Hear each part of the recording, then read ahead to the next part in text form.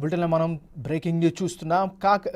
గత చిహ్నానికి ఇప్పుడు కొత్తగా కాంగ్రెస్ ప్రభుత్వం వచ్చిన తర్వాత చాలా కసరత్తు చేసింది. కొత్త ముద్ర పైన చాలా డీప్గా అనాలిసిస్ చేసింది. తెలంగాణ వ్యాప్తంగా ఉండేటటువంటి మేధావులు, ఉద్యమకారులు, అదేవిధంగా రాజకీయ పార్టీలకు సంబంధించినటువంటి కీలక నేతలు అందరి యొక్క ఇన్పుట్స్ని తీసుకున్న తర్వాత తెలంగాణ సర్కార్ కొత్త ముద్ర పైన స్పష్టంగా ముందుకు వెళ్తున్నటువంటి పరిస్థితి కనిపిస్తుంది. అయితే మనం ఒకసారి ఈ పాత ముద్రకి కొత్త ముద్రకి మధ్యలో ఉండేటువంటి తేడాలను ఒకసారి కానీ గమనించినట్లయితే, పాత ముద్రను ముందు మనం పరిశీలిస్తే అది కూడా రౌండ్గా ఉండి గవర్నమెంట్ ఆఫ్ తెలంగాణ రాసు తెలుగు, అదేవిధంగా ఉర్దూ, ఇంగ్లీష్లో ఉండి ఎల్లో కలర్ బార్డర్ ఇచ్చారు.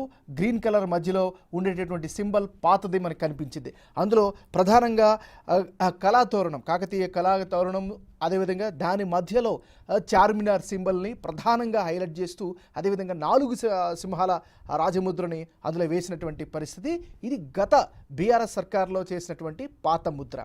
దాన్ని మార్చుతూ దాని కొత్తదనాన్ని జోడిస్తూ కొత్త ముద్రను తీసుకొచ్చే ప్రయత్నం చేస్తుంది తెలంగాణ సర్కార్, కాంగ్రెస్ సర్కార్. ఇందులో కొత్త ముద్రను కనుక మనం పరిశీలించినట్లయితే ఇందులో చాలా స్పష్టంగా ఉంది, జాతీయ జెండాని పోలిగినటువంటి ఈ ముద్ర కనిపిస్తోంది. ఎందుకంటే జాతీయ జెండాలో ఏదైతే 3 రంగులు ఉంటాయో ఆ 3 రంగులు కూడా బార్డర్లో ఉండేటట్టుగా స్పష్టంగా ఇందులో తీసుకున్నటువంటి పరిస్థితి ఉంది. అదేవిధంగా ఆ 4 సింహాల ముద్ర ఏదైతే ఉందో సత్యమేవ జయతే అనేటటువంటి సింబల్తో ఉండేటటువంటి దాన్ని పెడుతూ, అదేవిధంగా